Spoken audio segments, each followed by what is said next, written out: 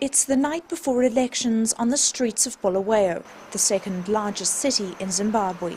All is quiet except for travellers who wait for hours on the side of the roads for transport home. Suddenly, out of the dark night, loud honking and singing can be heard. It's a mobile political rally, a procession of cars with opposition party members, the Movement for Democratic Change, or MDC, hanging out the back. They sing their political songs, gesturing their hand symbol, the open palm, at passers-by. We follow them, and the further they go, the more cars join in the procession.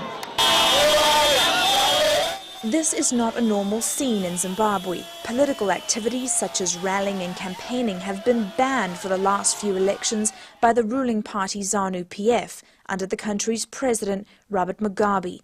This election is different, however. Faced with international pressure, President Mugabe agreed to allow some campaigning and rallies, although they must be cleared by police.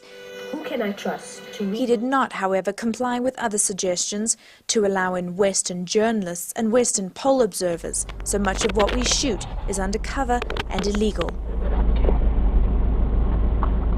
But it's clear that many Zimbabweans, at least in the southern part of the country, have a deep desire for change.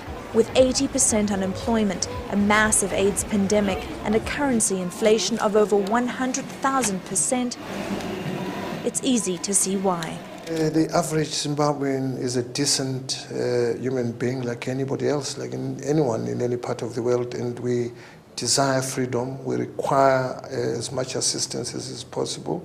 We require solidarity from the international community. We need people to say to Mugabe, what you are doing is unacceptable, that this world is one in terms of the values that human beings subscribe to, and that riding roughshod over people's human rights is unacceptable in this day and age. At this rally in the rural town of Ntepe, about 60 miles from Bulawayo, about 200 people gather to hear MDC leaders voice their opinions. They lament the current situation and accuse the ruling party and President Mugabe of trying to rig the vote.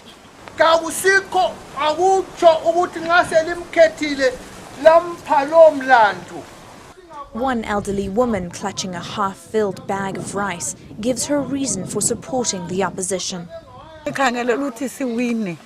I'm sick, she says, and there are no doctors or medicine in the hospitals. We want to win. We want to change from ZANU.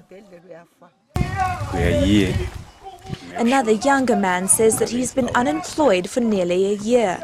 We are here to make sure Mugabe is out this time, he says. We've been suffering too long. We can't keep up like this. Zimbabweans like these will take to the polls Saturday to vote for their president, parliamentary members, senators and local councillors. The turnout is expected to be unprecedented.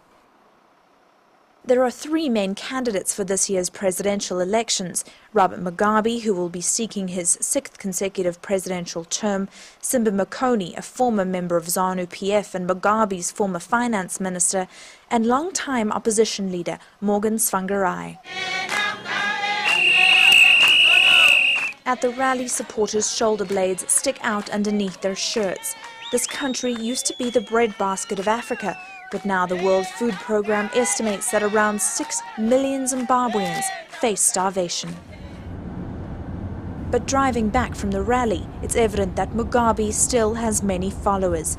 Truckloads of ZANU-PF supporters are constantly seen around town, as well as thousands of posters of Mugabe, his clenched fist held high. No one is sure what will happen Saturday, but both sides are optimistic. Mugabe winning and holding power for a 6th term is likely, but for once not certain. His opposition knows this and say they plan to rally against him until the last possible moment.